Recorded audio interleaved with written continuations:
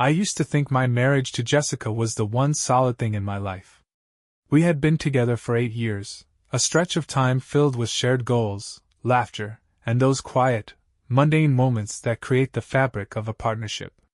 Jessica was the kind of woman who lit up a room, smart, charismatic, and impossibly beautiful. Everyone always told me how lucky I was. Lately, though, something felt off. It started small, forgotten errands, vague excuses about late nights at work, and a certain restlessness in her that I couldn't quite put my finger on. At first, I chalked it up to stress.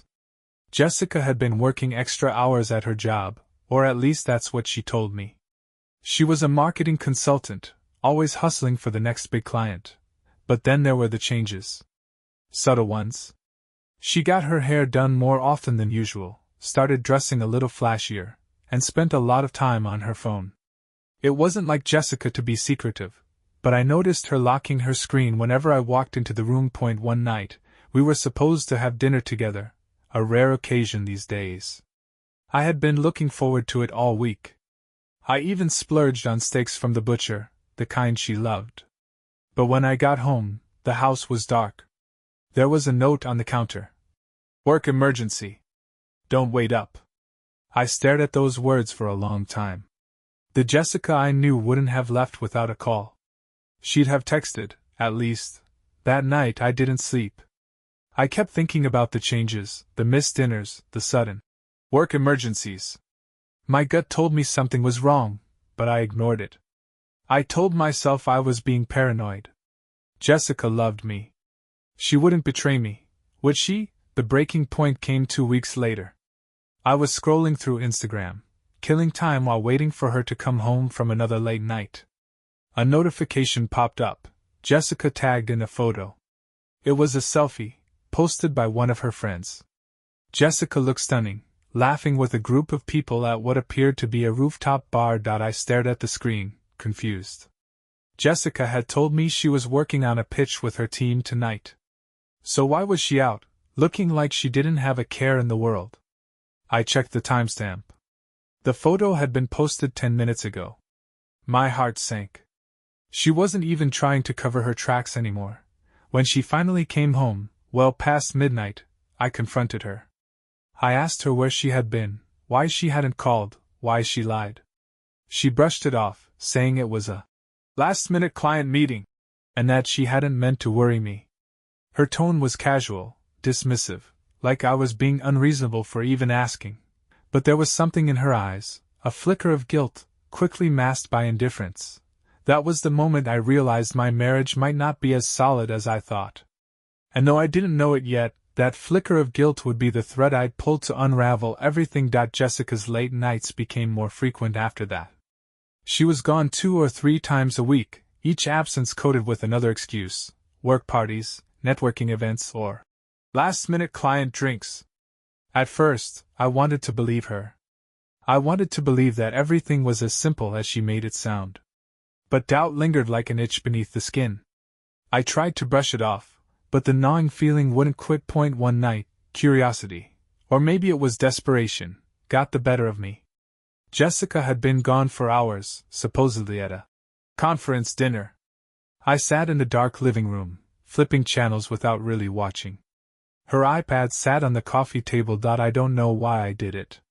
Maybe part of me was hoping to find nothing, so I could shake the paranoia and feel like an idiot for doubting her. The iPad opened without a passcode. I scrolled through her recent apps, finding nothing unusual. Emails, calendar appointments, shopping apps. All the things you'd expect. But then I saw the Uber app, still running in the background. I almost closed it, but something held me back. I tapped it, and the screen brightened. My eyes narrowed as I looked at the trip history. There it was, last night, a ride at 11:40 p.m. She had told me she was working late at the office. The ride, however, hadn't ended at her office. It ended at an apartment complex across town. I sat there staring at the screen until my vision blurred. Maybe there was an explanation. Maybe it was an error. But then I swiped further. 3 nights ago, another trip to the same place. And another one a week before that. I set the iPad down, my pulse pounding. This wasn't just a coincidence. She came home an hour later, a little drunk, her lipstick smudged just enough for me to notice. I didn't say a word. I watched as she slipped off her heels and tossed her purse on the couch like nothing had happened. Long night? I asked casually, my eyes fixed on the television. Jessica yawned and nodded. Client dinner ran late. You know how it is. Where was it again? She didn't hesitate. The Westin. I told you earlier. I forced a smile, nodding along. She was good at lying. Too good. The next morning, I couldn't shake the image of that apartment complex from my head. On my lunch break at work, I pulled up the address from the Uber app and copied it into Google. It was a generic complex, nothing fancy, located on the other side of town. There wasn't much I could gather from a few pictures and reviews. Then I noticed something odd. A tag left by a reviewer mentioned how the building was always buzzing with rideshare drivers, especially late at night. I kept scrolling, my eyes narrowing until I found it. One review mentioned the guy who runs rides from his apartment all night, and how he's popular with the ladies. I stared at the screen, cold realization creeping in. That evening, I casually brought up the topic of rideshares. I told Jessica about some article I read, something about Uber drivers picking people up directly from their apartments and offering special services. Off the record, Jessica laughed, but there was a flicker of something in her eyes. God, that's ridiculous, she said, sipping her wine. People really have nothing better to write about, huh? I let the conversation drift to safer topics, but I filed that reaction away. A few days later, I tested the waters again. I suggested we take an Uber to dinner instead of driving. Jessica's response was immediate. I'll drive, she said a little too quickly, brushing the idea aside like it hadn't even been worth entertaining. She was hiding something. That night, when she left the house around 10 p.m. for another late client call, I finally followed her. I stayed back, far enough that she wouldn't notice me, as her taillights disappeared down the street. I didn't have to follow her far.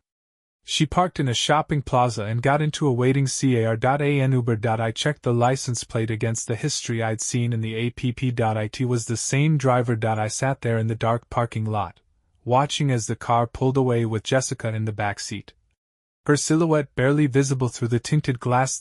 My hands gripped the steering wheel so tightly that my knuckles turned white. I wasn't sure what was worse, the betrayal or the realization that this wasn't just some random affair.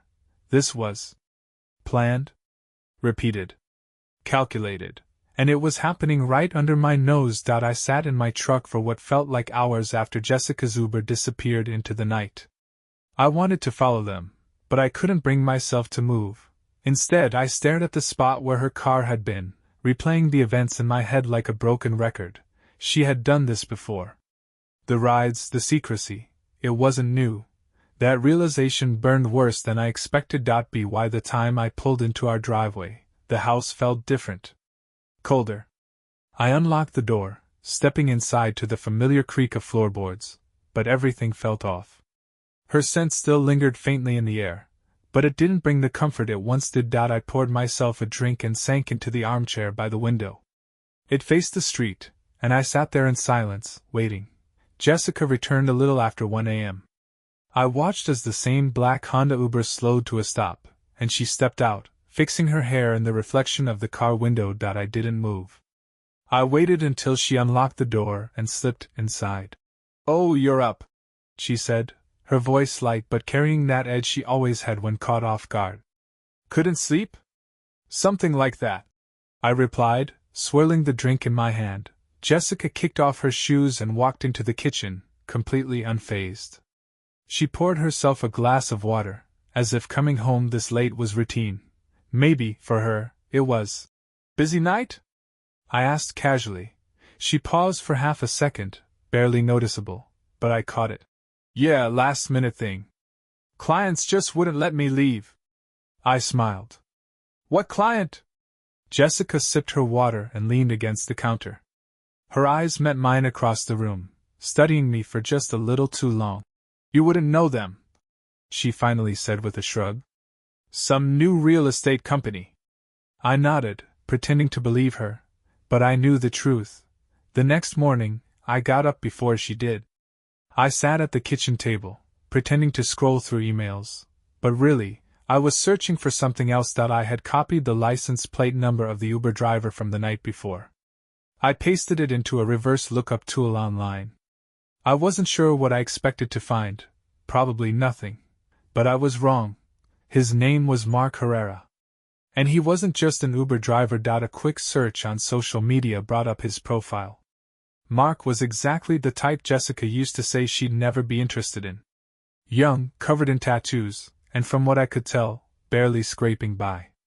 He posted shirtless gym photos, club nights, and pictures of his car, always emphasizing his private rides for female clients. I scrolled further. The comments under his photos were filled with fire emojis, winking faces, and women thanking him for a great time. Jessica's name wasn't in the comments, but I didn't need to see it to know she was there. That night, I followed her again. She left around 9 p.m. this time, earlier than usual. I tailed her at a distance as she drove to a strip mall and parked, just like before. 10 minutes later, Mark's car appeared. I didn't follow them this time. I knew where they were going. Instead, I waited. 3 hours later, they came back. Jessica stepped out of Mark's car, hair tousled, makeup slightly smudged. Mark leaned over, saying something that made her laugh. She reached through the window and squeezed his hand before walking away. I stayed in my truck, gripping the steering wheel so tightly that my hand started to cramp. By the time Jessica walked through the front door, I had already decided I wasn't going to confront her yet, not until I had everything I needed. The next day, while Jessica was out, I installed a tracking app on her phone. It was easier than I expected. She never thought to lock her devices around me. I told myself it was wrong, that I shouldn't stoop this low. But I needed the truth more than I needed to feel like a good person. Later that evening, I checked the app. Sure enough, Jessica was already messaging Mark. I stared at the screen, watching as their texts popped up in real time. She was careful with her words, but the meaning behind them was clear. They were planning to meet again on Thursday. This time, I wouldn't just follow them. I was going to record it. Thursday felt like it stretched for a year. I went through the motions at work, but my mind was elsewhere, playing through the events of the night to come. I wasn't proud of what I was planning. Installing a tracking app on Jessica's phone was already a line I'd crossed, but now I was about to stake out her affair like a private investigator in my own marriage. But I had to know. By the time I got home that evening, Jessica was already in front of the mirror, putting on makeup. She hadn't even tried to hide it. "You going somewhere tonight?" I asked, leaning in the doorway. She barely glanced at me. "Work dinner. Won't be long." I nodded, pretending not to notice the red dress she only wore on special occasions. The same one I bought her for our 5th anniversary. "You want me to wait up?" Jessica smiled faintly in the mirror, meeting my gaze through the reflection. "Don't bother. I know how you get when you stay up late." She was slipping further away, and she knew it. But I wasn't going to let her drift without answers. By 9 p.m., Jessica was gone. I waited half an hour before slipping into my truck and pulling out of the driveway. Her tracker pinged at the same apartment complex I'd seen before. I parked across the street, lights off, waiting like a shadow in the night. Mark's car was already there, parked along the curb like he owned the place. A little after 10 p.m., the lights in one of the units flickered on. Second floor, right corner. I recognized Jessica's silhouette in the window as she moved through the room. It was like watching a stranger, someone I thought I knew, someone I thought I could trust. My hand rested on the dashcam I'd set up earlier. It wasn't fancy, but it was enough. I hit record. I don't know how long I sat there, watching from a distance, feeling more like an intruder in my own life than a husband. At some point, Mark's hand brushed the curtain aside, and for a brief second, I locked eyes with him through the glass. He didn't know I was there, but I knew exactly what he looked like now. Jessica came home a little after midnight. I was already inside, sitting at the kitchen table. She walked in, heels clicking softly against the hardwood. "Hey," she greeted casually, tossing her purse down. I looked up from the glass of whiskey I hadn't touched. "How was the work dinner?" Jessica smiled, but there was something forced about it. "Good. Long. You know how it is. I nodded slowly. Yeah.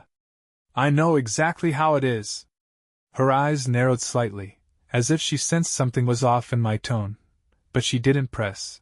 Instead, she disappeared upstairs to shower, and I sat alone at the kitchen table, swirling the whiskey around until the ice melted. I could feel the weight of the lie sitting between us, thick like smoke.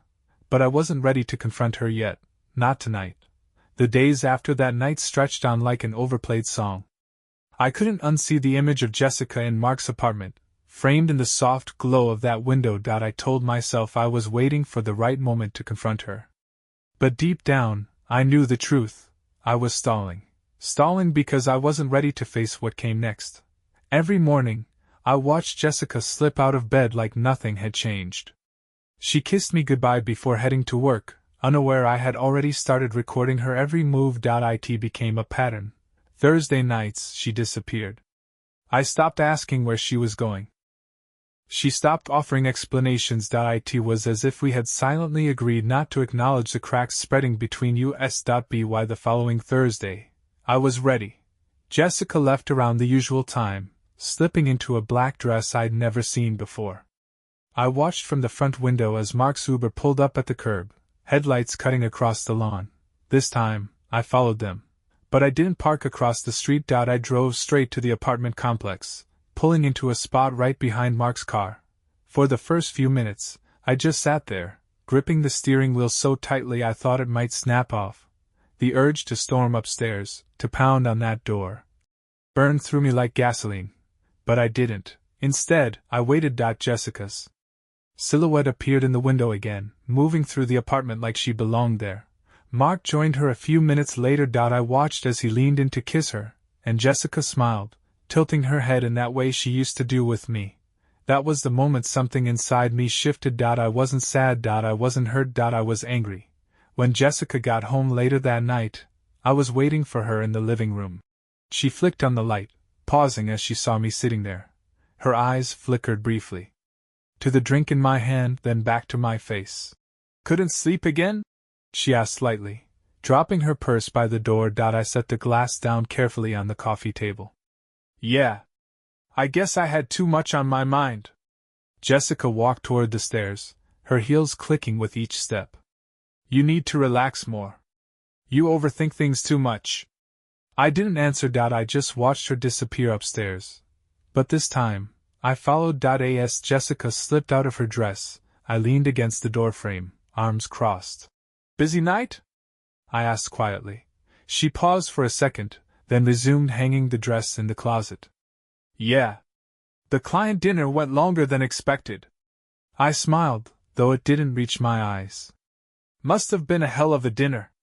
Jessica shot me a glance, eyebrow raised. What's that supposed to mean? I pushed away from the doorframe and walked over to the dresser, opening the top drawer where she kept her jewelry. Without a word, I held up the earrings she was wearing that night. The same ones I saw in the reflection of Mark's window. Jessica's eyes flickered to them, and for a moment, the mask she wore slipped. You left these behind last week, I said, setting them carefully on the dresser. Her face paled. I waited, giving her the chance to explain. But she didn't. She just stared at the earrings, like they might burst into flames. Finally, she whispered, Where did you find those? I stepped closer, lowering my voice. At Mark's place. Jessica's lips parted slightly, but no sound came out. I could see the wheels turning in her head, calculating, trying to salvage the situation. She began, but I cut her off with a shake of my head. Don't. Jessica's shoulders slumped, the fight draining out of her all at once. For the first time in weeks, I saw something real in her expression, fear. Not fear of me. Fear of losing everything. Jessica sat on the edge of the bed, silent except for the soft creak of the mattress beneath her. She twisted her hands in her lap, eyes flicking toward me but never fully meeting my gaze. I stayed standing by the dresser, the earrings lying between us like a loaded gun. How long? I asked, my voice flat. Jessica's shoulders tensed, but she didn't answer right away. Don't lie to me, Jess. How long has this been going on? She exhaled slowly, like the weight of the question might suffocate her. A few months, she admitted, barely above a whisper. I stared at her, waiting for more. When nothing came, I pressed further. And Mark? I asked, my tone colder now. How did it start? Jessica rubbed the side of her neck, where the faint trace of his touch still lingered.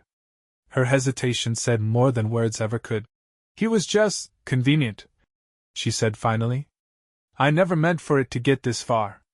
I clenched my jaw, forcing down the wave of anger rising in my chest. Convenient, I repeated. The word felt vile in my mouth. Jessica's eyes filled with something resembling guilt, but I wasn't sure if it was for what she had done, or for the fact that she'd been caught. I didn't plan for this, okay? It just happened, she said, her voice cracking. I laughed bitterly. Yeah, I'm sure it just happened to hop in his car every Thursday night. She winced at that, but I wasn't interested in softening the blow. Was it worth it? I asked, stepping closer. Whatever thrill you were chasing, did it make everything we built meaningless? Jessica shook her head, blinking away tears she refused to shed. No. I swear, it wasn't like that. I love you. I stiffened at those words. Love me? I repeated, the bitterness sharp on my tongue. You call this love? She opened her mouth, but I wasn't done. You knew what you were doing, Jess. Every time you got in his car, every time you lied to my face, you made a choice. Don't stand there and tell me this was a mistake. Jessica's face crumbled. I didn't know how to stop. I stepped back, shaking my head. You didn't want to stop, I said. That's the difference. The room felt suffocating after that. Jessica sat motionless, shoulders hunched forward as if trying to shrink into herself. I could have left the room, given myself time to cool off, but I stayed. I wanted to hear every excuse. I wanted to let her drown in the wreckage she created. Why Mark? I asked after a long silence. Of all people, why him? Jessica bit her lip, staring down at the floor. It wasn't supposed to mean anything. He was just there. I laughed again, though there was no humor left in it. Right. And I'm sure that makes it better somehow. Her head shot up then, eyes narrowing for the first time. Do you think this is easy for me? She snapped. I've felt invisible for months. I waited for you to notice, to ask me if I was okay, but you never did. I'm not saying I'm right, but don't pretend you didn't see this coming. I stared at her, stunned by the shift in her tone. You're really going to blame me for this?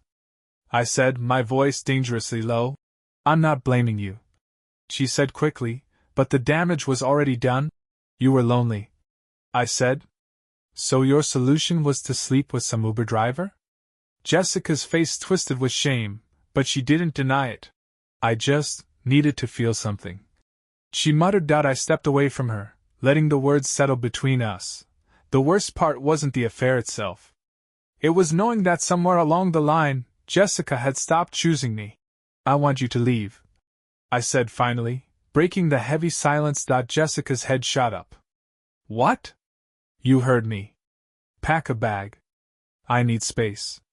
Tears welled in her eyes, but I stood firm. I need to think, Jess. I can't do that with you here. She swallowed hard, but she didn't argue. Jessica moved to the closet in silence, pulling a small suitcase from the top shelf.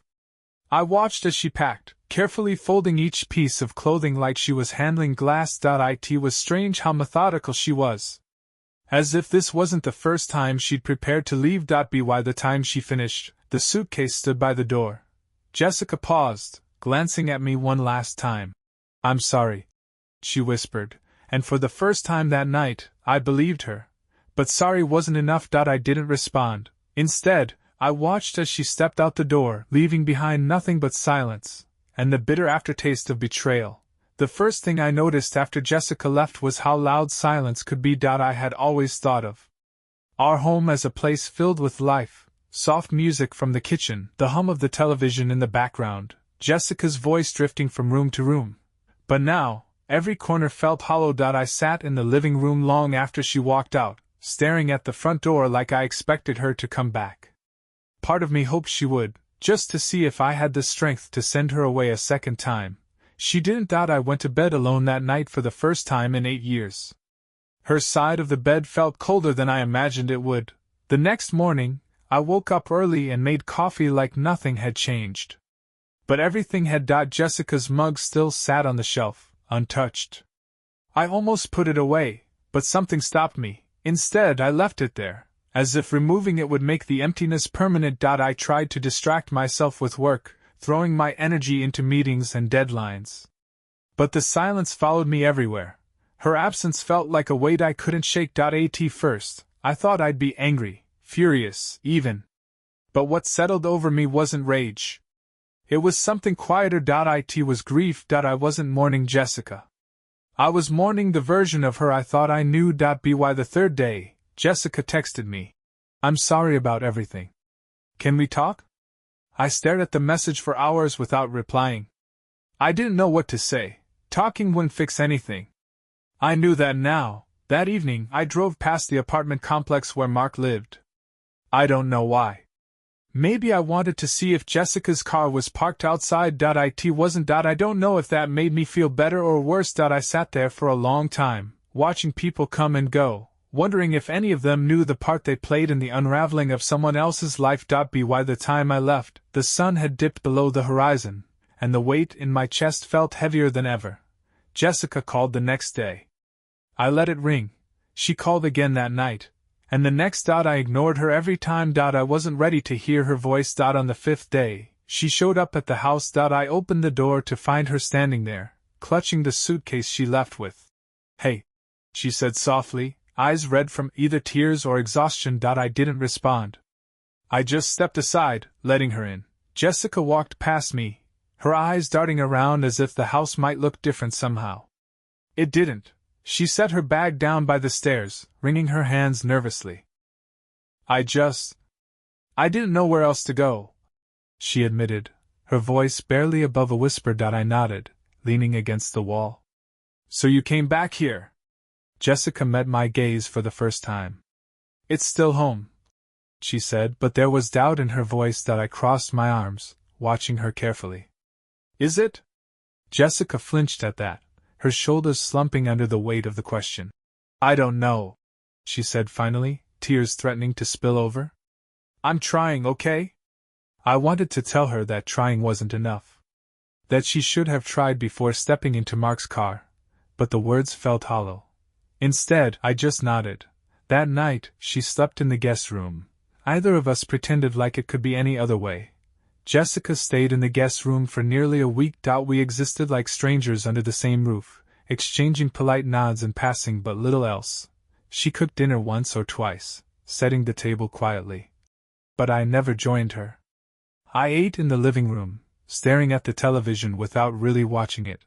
Her presence felt like an echo, faint, lingering, but no longer real. One night, I found her standing in the kitchen, staring at the mug she always used. "I don't know why I came back," she said softly, as if speaking more to herself than to me. I leaned against the doorway, arms crossed. "I don't either." Jessica turned, tears pooling in the corners of her eyes. I thought maybe you'd want to fix this."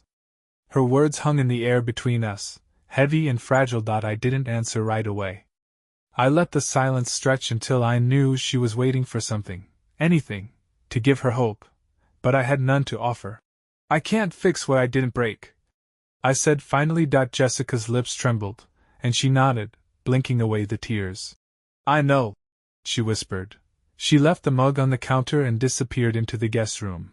The next day, Jessica packed her things. I came home from work to find her suitcase by the door, the house eerily still.